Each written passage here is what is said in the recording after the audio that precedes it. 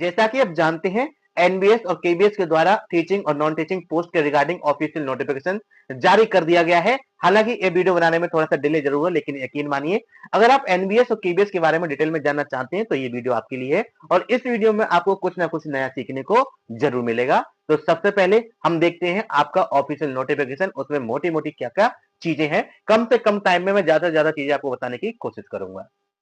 तो मैंने आपके सामने एनबीएस केबीएस का जो ऑफिशियल नोटिफिकेशन है सीबीएसई के द्वारा जो जारी किया गया है उसको ओपन कर रखा है। तो सबसे पहले जानते हैं आपके किस सब्जेक्ट में किस कैटेगरी के अकॉर्डिंग कितने पद दिए गए हैं, क्योंकि पद को जानना सबसे पहले मोस्ट इंपोर्टेंट हो जाता है। और मैं इसमें बात करूंगा टीजीटी पीजीटी मैथमेटिक्स की। ठीक है, तो मैं बात करता हूं पीजीटी इन केवीएस। आप देखेंगे मैथमेटिक्स के आपके 33 पोस्ट आपके अनरिजर्व है, ईडब्ल्यूएस के 8 पद हैं, और ओबीसी एनसीएल के 21 पद हैं, एससी के आपके 12, एसटी के 6, और टोटल 80 पद पीजीटी इन केवीएस दिए गए हैं। ठीक है, पीजीटी मैथमेटिक्स इन केबीएस। बात करते हैं पीजीटी मैथमेटिक्स इन एनबीएस। एनबीएस ने आपको कितने पद दिए हैं, तो आप देखेंगे कि एनबीएस में मैथमेटिक्स के आपके पीजीटी पद के लिए जो पद वैकेंसीज हैं वो अनरिजर्व 69 है, ईडब्ल्यूएस की 16 है, ओबीसी एनसीएल 45, एससी 25, एसटी 12, और टोटल 167 पोस्ट आपको दिए गए हैं। हमने बात कर ली पीजीटी पोस्ट की। अब बात करते हैं टीजीटी पोस्ट की। TGT mathematics in NBS and KBS कितनी वैकेंसीज आपको दी गई हैं, तो देखते हैं टीजीटी में आपको कितने पद दिए गए हैं। तो बात करता हूं टीजीटी मैथमेटिक्स इन केबीएस, आप देखेंगे अनरिजर्व 170 पद हैं, ईडब्ल्यूएस के 41 टोटल, ओबीसी एनसीएल के 111 हैं, एससी के 61, एसटी के 30, और टोटल 413 पद हैं। तो मैं कहूंगा कि आपके पद ठीक ठाक है, ना तो ये कहूंगा कि बहुत ज्यादा है, ना ये कहूंगा बहुत कम है। जितनी उम्मीद थी उतने आपके पद हैं। बात करते हैं टीजीटी मैथमेटिक्स इन एनबीएस।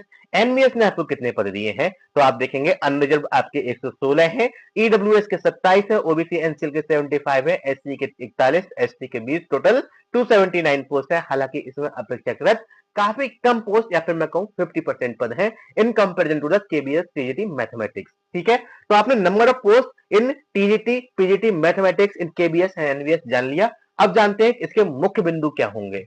ठीक है, एलिजिबिलिटी क्राइटेरिया क्या हुआ, एलिजिबिलिटी क्राइटेरिया को जानना सबसे ज्यादा इंपॉर्टेंट हो जाता है। तो मैं आपके सामने जो इसका एसेंशियल क्वालिफिकेशन है उसको ओपन करता हूं। ठीक है, essential and desirable qualification and पे स्केल। पे स्केल तो बात की चीज है, उससे पहले बहुत सारे चरण हैं, बहुत सारे स्टेप्स हैं, उनको कंडक्ट करना जरूरी है, उनको पास आउट करना जरूरी है, उसके बाद में पे स्केल देखते रहेंगे। ठीक है, तुम बात करते हैं किस चीज की, हम बात करेंगे सिर्फ और सिर्फ टीजीटी पीजीटी पोस्ट की इन एनबीएस एंड केवीएस। बाकी पोस्ट मैं स्किप कर दूंगा, अगर आप चाहते हैं तो आप नोटिफिकेशन से चेक कर सकते हैं। फॉर पोस्ट ग्रेजुएट टीचर, ठीक है, पोस्ट ग्रेजुएट टीचर मतलब पीजीटी की बात करते हैं, तो एक इंपॉर्टेंट पॉइंट सुनिए कि भाई एज लिमिट लगा रखी है, नॉट एक्सीडिंग 40 ईयर, 40 साल से ज्यादा उम्र नहीं होनी चाहिए। अगर है तब भी आप इसमें फॉर्म भर सकते हैं, लेकिन अपनी कैटेगरी को ध्यान में रखते हुए जो एज रिलैक्सेशन दिया जाएगा उसको ध्यान में रखते हुए आप अपना फॉर्म भर सकते हैं। बात करते हैं एसेंशियल क्वालिफिकेशन की, तो कह रहे हैं integrated post graduate course from NCT recognised institute या university in the concern subject with at least 50% marks in aggregate including BEd component. तो कुल मिला के आपका जो इंटीग्रेटेड कोर्स है उसमें सब्जेक्ट प्लस बीएड सबको मिला के आपके 50% आना जरूरी है। और अगर आपकी कोई नॉर्मल डिग्री है तो नॉर्मल डिग्री में आपके कंसर्न सब्जेक्ट में 50% होने चाहिए, प्लस बीएड में भी आपके 50% होना कंपलसरी है। भाई अगर आपके पास 3 ईयर इंटीग्रेटेड बीएड एमएड अगर कोई कोर्स है तो उसमें भी भाई आपके पास 50% होना जरूरी है। ऐसा नहीं है कि आपके पास इंटीग्रेटेड बीएड एमएड कोर्स है तो आप इसके लिए एलिजिबल नहीं है, ना जी, आप अपना फॉर्म भर सकते हैं, आप एलिजिबल हैं। ठीक है, और एक चीज और देखिएगा, सब लोग कहते हैं कि पीजीटी पद है तो पीजीटी पद के लिए आपका post graduation in concern subject या रिलेटिव सब्जेक्ट होना चाहिए, बात खत्म हो जाती है। ठीक है, मैं आपसे बात कहता हूं इतनी काफी नहीं है जानकारी, थोड़ी और लीजिए। जैसे मैं एमएससी मैथमेटिक्स हूं, तो एक चीज आप जानते हैं पीसीएम ग्रुप से हम बीएससी किए हुए होते हैं, तो हम चाहें तो एमएससी छोड़ के एमए किसी और सब्जेक्ट से, आर्ट साइड सब्जेक्ट से, जैसे हिस्ट्री ले लो, कोई और सब्जेक्ट ले लो, उससे हम कर सकते हैं। ठीक है, इन शॉर्ट मैं साइंस साइड के बाद में एमए कर सकता हूं किसी आर्ट साइड के एक सब्जेक्ट से। तो इन शॉर्ट मैं भी पोस्ट ग्रेजुएशन हो गया ना इन आर्ट साइड की किसी सब्जेक्ट से, तो क्या मैं पीजीटी पद के लिए एलिजिबल हूं? ना जी, ये कहते हैं कि भाई आप भले ही पीजी इन कंसर्न सब्जेक्ट है, लेकिन दिक्कत ये है वो कंसर्न सब्जेक्ट आपने अपने ग्रेजुएशन में भी पढ़ा हुआ होना चाहिए, ठीक है ना। जैसे कि मैं बात करता हूं अपने मैथमेटिक्स की, तो आप देखेंगे कि in concerned subject or any specialization in concerned subject provided the candidate has studied concerned subject at graduation level also। ठीक है भाई, आपने एमएससी एमए जो भी किया हुआ है कंसर्न सब्जेक्ट में किया हुआ है, ठीक है, बट दिक्कत ये है वो सब्जेक्ट आपके ग्रेजुएशन में भी होना चाहिए, तब आप पीजीटी पद के लिए एलिजिबल हैं, अदरवाइज नहीं। ये ऑप्शनल है, काफी अच्छी चीज है। बहुत सारे लोग करते हैं साइंस साइड से आर्ट साइड में शिफ्ट हो जाते हैं, लेकिन वो अब एलिजिबल नहीं होंगे पीजीटी पद के लिए, ठीक है ना। चलिए चलते हैं नेक्स्ट और देखते हैं क्या है हमारा मुख्य बिंदु। बाकी आप चाहें तो ये बाकी चीजें पढ़ सकते हैं, मैं आपको सिर्फ और सिर्फ इंपॉर्टेंट चीजें ही यहाँ पर बताने वाला हूं, ठीक है। टीजीटी पद की बात करते हैं, टीजीटी मैथ की। अभी आपने पीजीटी पद की देखा, तो टीजीटी पद में क्या कर रहे हैं, the candidate should have studied mathematics, ठीक है, as a main subject all the years, ठीक है। आपके 6 सेमेस्टर में हो या फिर आपके 3 साल मैथ तो पढ़ा हुआ होना जरूरी है।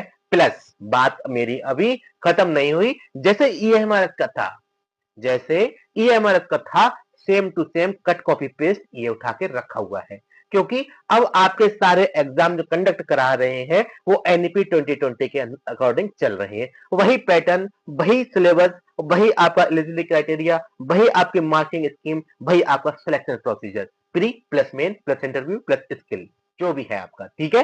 तो आप देखेंगे टीजीटी मैथ कह रहे हैं कि आपके पास कंसर्न सब्जेक्ट जो है 3 साल पढ़ा हुआ होना चाहिए इन ग्रेजुएशन प्लस, ठीक है, मैं स्पेशल बोल रहा हूं प्लस, आपके पास फिजिक्स 1 साल तो पढ़ी हुई होनी चाहिए, 1 साल या 2 सेमेस्टर, ऑब्वियसली बात है 1 साल में 2 सेमेस्टर होते हैं, तो एटलीस्ट 1 साल फिजिक्स पढ़ा हुआ होना चाहिए प्लस। बात मेरी अभी भी खत्म नहीं हुई, ठीक है ना।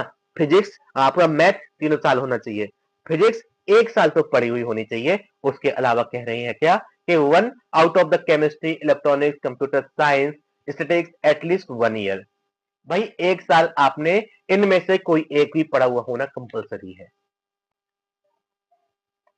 तो देखो साफ साफ लिखा हुआ है, candidate with BSc honours in physics और केमिस्ट्री आर नॉट एलिजिबल, ठीक है। अगर आपने ऑनर्स फिजिक्स और केमिस्ट्री में किया हुआ है तो आप मैथमेटिक्स के लिए एलिजिबल नहीं है। ऑनर्स में थोड़ा सा सब्जेक्ट का कॉम्बिनेशन का गंदा खेल रहता है, उसमें एक सब्जेक्ट का स्पेशलाइजेशन रहता है जो कि इनके हिसाब से वैलिड नहीं है, वो फिजिक्स भी मांगते हैं, वो केमिस्ट्री भी मांगते हैं, वो मैथ तो मांगते ही मांगते हैं, ठीक है। चलिए बात करते हैं और नए बिंदुओं की। अगर टीजीटी सोशल स्टडीज के बारे में बात करूंगा क्योंकि इसके बारे में बहुत ज्यादा विवाद रहता है। Correct, candidate who have studied any 2 subject out of history geography, ठीक है, ये इंपॉर्टेंट सब्जेक्ट है, history geography economics political science at graduation level out of which one must be either history और ज्योग्राफी, ठीक है। आप सुनिए कितनी अच्छी बात है, इसके बारे में मैं आपको पहले से बहुत बार बता चुका हूं, क्या है कि एक सब्जेक्ट आपका हिस्ट्री या ज्योग्राफी में से कंपलसरी है, ठीक है। आपके पास फाइनल में हिस्ट्री नहीं है, ज्योग्राफी नहीं है, आप केबीएस एनबीएस में फॉर्म नहीं भर सकते, ना ही आप ईएमआरएस में फॉर्म भर सकते। फॉर्म भले ही भर दो, एलिजिबल नहीं है आप, आपका कुछ नहीं हो पाएगा, ठीक है। फिलहाल एनबीएस केबीएस ईएमआरएस आपको एक्सेप्ट नहीं करेगा, तो क्या जरूरी है, एक हिस्ट्री के साथ में कोई सा एक सब्जेक्ट ले लो, हिस्ट्री के साथ में कोई सा एक सब्जेक्ट, चाहे ज्योग्राफी हो, चाहे इकोनॉमिक्स हो, चाहे पॉलिटिकल साइंस हो, एक, ठीक है। दूसरा ग्रुप बनाते हैं, अब आपने ज्योग्राफी ले लिया, ठीक है, ज्योग्राफी के साथ में चाहे आपकी हिस्ट्री हो, चाहे इकोनॉमिक्स हो, चाहे पॉलिटिकल साइंस हो, ठीक है, इनमें से कोई एक ले लीजिए, बट एक नेसेसरी है कोर कैरिकुलम के अकॉर्डिंग, कोर सब्जेक्ट आपका है हिस्ट्री या फिर ज्योग्राफी में से एक होना ही चाहिए फाइनल में। बाकी दूसरा बचा हुआ 3 सब्जेक्ट है, उसमें से कोई सा एक ले लो मन चाहे, ठीक है। तो आई थिंक आपको एसएसटी का समझ में आया होगा सब्जेक्ट कॉम्बिनेशन क्या होता है। चलिए बात करते हैं नेक्स्ट पॉइंट की।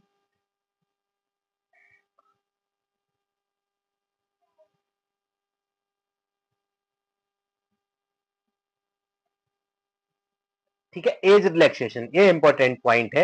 एज रिलैक्सेशन आपका क्या है, कम से कम 18 साल तो होनी चाहिए, और जैसी वैकेंसी जाती है 18 के आदमी बुढ़े हो जाते हैं, ठीक है ना।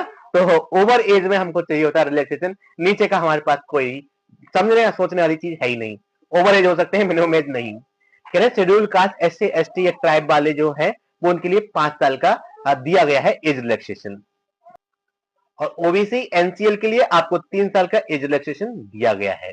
ठीक है, वुमेन कैटेगरी, चाहे आप किसी भी कैटेगरी के हैं, वुमेन है तो आपको 10 साल दिया गया है, थोड़ा सा हमें भी दे दिया जाता।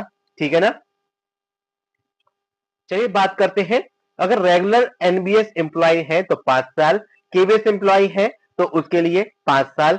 ठीक है, जनरल के लिए 8 साल, ओबीसी के लिए और 10 साल एससी एसटी के लिए। लेकिन याद रखना जो रिलैक्सेशन है वो आपका केबीएस के द्वारा अलग दिया गया है, एनबीएस के द्वारा अलग दिया गया है।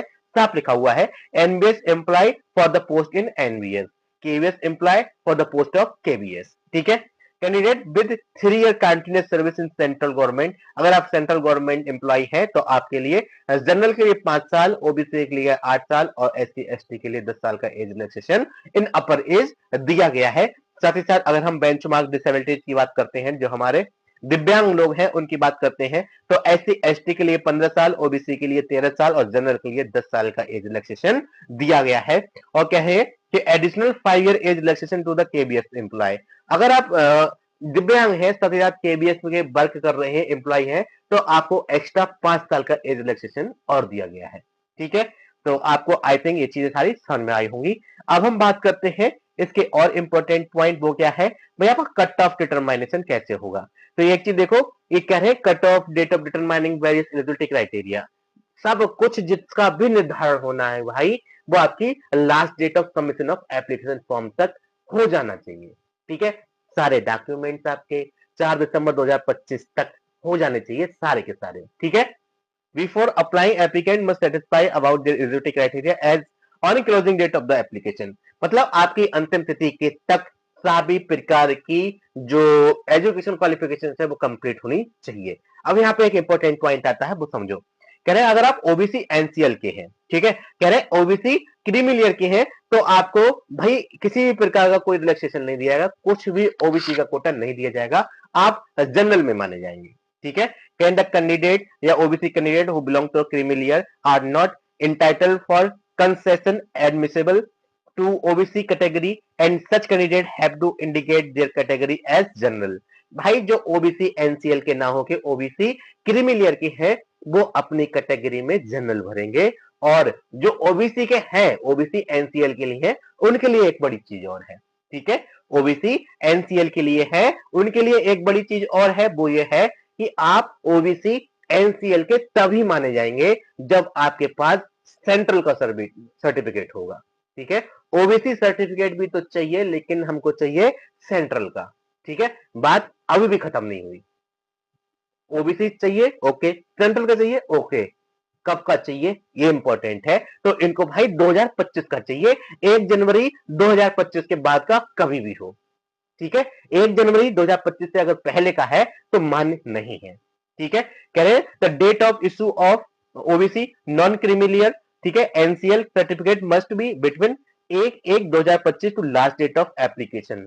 ठीक है, कहने का मतलब कितना है, इंपॉर्टेंट समझो, 1 जनवरी 2025 से लेके 4 दिसंबर 2025 के बीच का होना चाहिए। तो सबसे पहले फॉर्म भरने से पहले अपना एप्लीकेशन अप्लाई कर दो कास्ट सर्टिफिकेट के लिए, सेंट्रल के कास्ट सर्टिफिकेट के लिए, वो 5, 7, 10 दिनों में बन के आ जाएगा आपके पास। उसके बाद ही आप अपना फर्स्ट स्टेप शुरू करना एप्लीकेशन फॉर्म भरने का।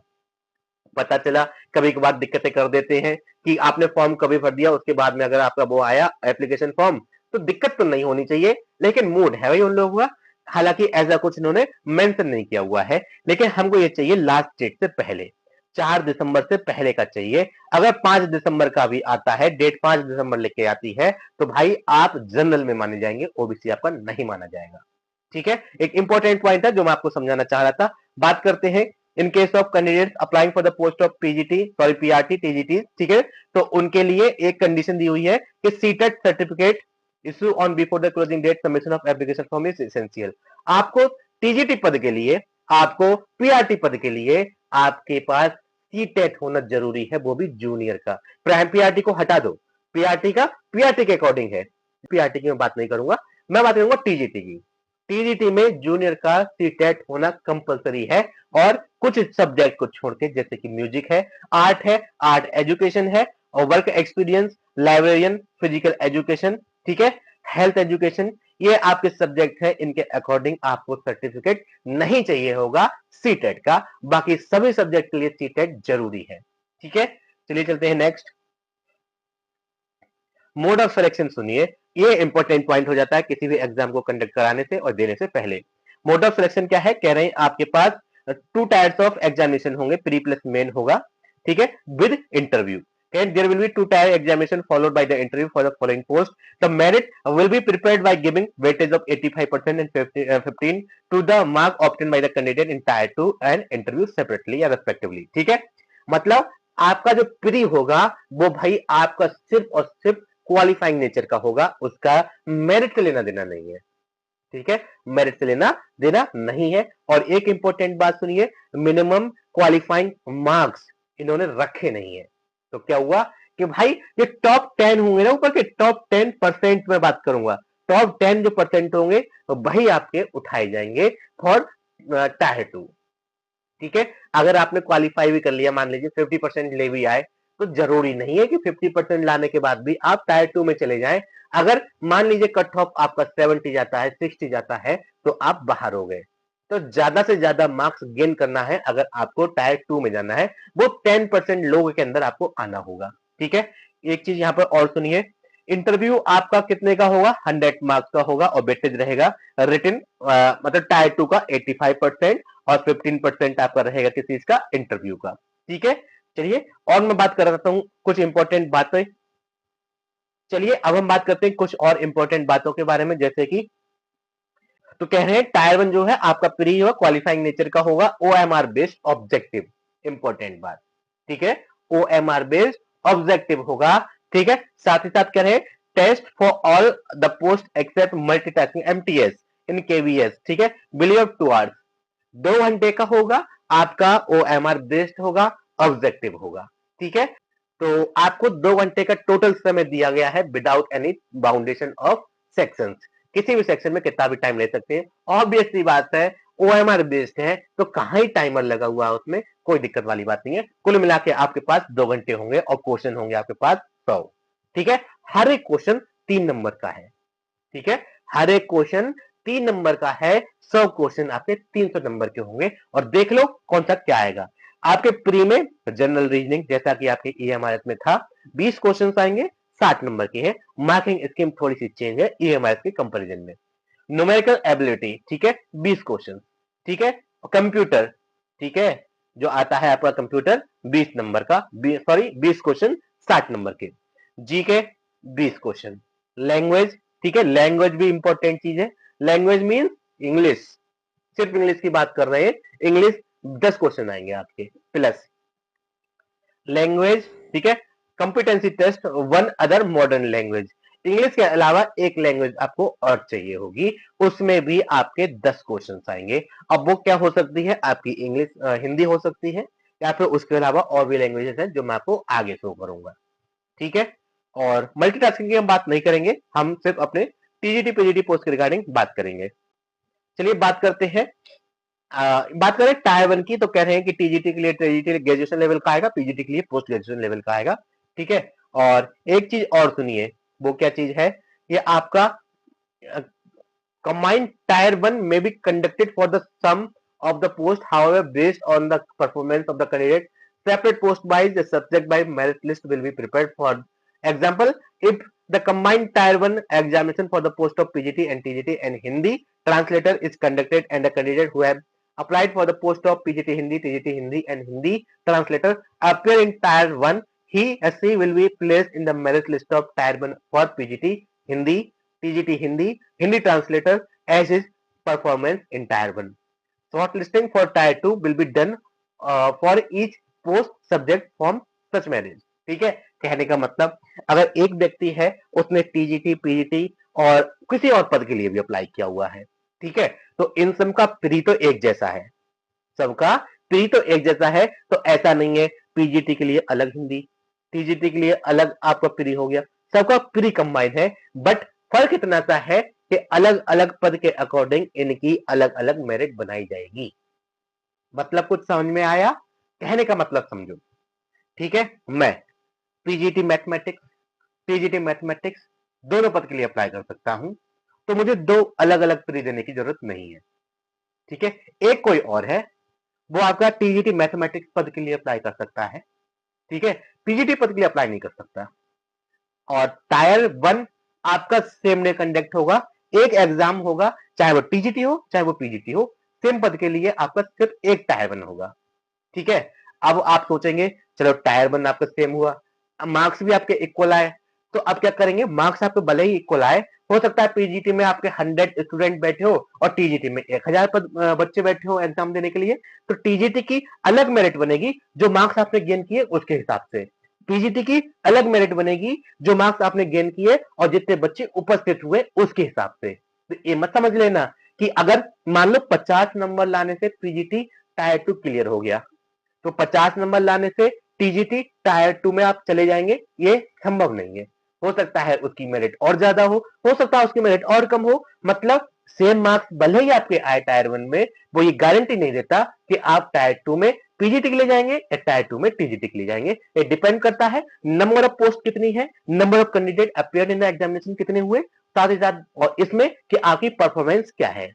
तो कहने का मतलब टीजीटी पीजीटी या किसी और पद के लिए अलग अलग टायर 1 नहीं होगा, टायर 1 तो एक ही होगा। एक में आपकी जितनी परफॉर्मेंस हो गई वो आपकी अलग अलग कैटेगरी, अलग अलग पोस्ट, अलग अलग सब्जेक्ट के अकॉर्डिंग आपको बांट दिया जाएगा और आपकी मेरिट लिस्ट बना दी जाएगी। बहुत अच्छी चीज थी। और याद रखना ये इंपॉर्टेंट बात यह है कि आपको अलग अलग एग्जाम देने की जरूरत नहीं है। 3 पद में अप्लाई किया तो 3 टायर 1 देने की जरूरत नहीं है, टायर 1 हम एक ही देंगे, कॉमन है। ठीक है, और टायर 2 में आप मेरिट के अकॉर्डिंग सिलेक्ट होंगे। और याद रखना टायर 2 में भी जो बच्चे लिए जा रहे हैं 10 गुना लिए जा रहे हैं पद के अकॉर्डिंग। ठीक है, 10 गुना पद में लिए जा रहे हैं। जैसे अगर 400 आपके पद हैं तो आपके 4000 बच्चे टायर 2 के लिए प्री में से टॉप 4000 बच्चे सिलेक्ट किए जाएंगे प्री के बाद मेंस के लिए। ठीक है, ये चीज आप इंपॉर्टेंट है, समझ लीजिएगा। आपका अच्छा स्कोर गारंटी नहीं देता आप टायर 2 में जाएंगे, टायर 2 में जाने की गारंटी सिर्फ इतनी है कि आप टॉप 10% लोगों में या 10 गुना लोगों में आ रहे हैं या नहीं आ रहे हैं। ठीक है, इस बात से आपकी गारंटी होती है टायर 2 में जाने की। और इंपॉर्टेंट पॉइंट भाई, आपका टायर 1 जो कि आपका एमसीक्यू बेस है उसमें 1/3 माइनस मार्किंग है। ठीक है, 1/3 माइनस मार्किंग है, इसको ज्यादा एक्सप्लेन करने की जरूरत नहीं है, आप इसको अच्छे से जानते होंगे। अब हम बात करते हैं टायर 2 की। टायर 2 और इंपॉर्टेंट है, समझने की कोशिश कीजिएगा अच्छी चीज क्या है। Tier 2 for all the post will be subject knowledge examination combination of pen paper and OMR. भाई साहब ईएमआर के जैसे होगा, ऑब्जेक्टिव भी आएंगे डिस्क्रिप्टिव भी आएंगे, बट आएंगे सब्जेक्टिव। ठीक है, जनरल आपके प्री में आ गया, अब जनरल से कोई लेना देना नहीं है, किसी प्रकार का एक भी सवाल आपका बाहर से नहीं आएगा, सिर्फ और सिर्फ सब्जेक्ट आएगा। सब्जेक्ट में भी आपके 60 क्वेश्चन आएंगे, कितने 60 आएंगे ऑब्जेक्टिव भाई, ये इंपॉर्टेंट पॉइंट है। 60 क्वेश्चन आए आपके ऑब्जेक्टिव। ठीक है, 60 क्वेश्चन ऑब्जेक्टिव आएंगे और डिस्क्रिप्टिव आएंगे 10 क्वेश्चन। ये रेशियो एक बहुत अच्छा रेशियो है, आपके एलटी ग्रेड से तो अच्छा ही है, जहां एलटी ग्रेड में कंप्लीटली डिस्क्रिप्टिव कर दिया है मेरे अकॉर्डिंग। उसमें कहीं ना कहीं जैसे एनईपी 2020 को इसने फॉलो किया हुआ है, एएमआर ने फॉलो किया हुआ है, तो वहां पर भी आपके मेंस में कहीं ना कहीं ऑब्जेक्टिव को भी रखा जाना चाहिए था, क्योंकि आपके ऑब्जेक्टिव एक सिलेबस का मोटा हिस्सा कवर करते हैं, जिससे बच्चे के डोमेन की जानकारी हो पाती है कि उसका सब्जेक्ट डोमेन कितना स्ट्रांग है।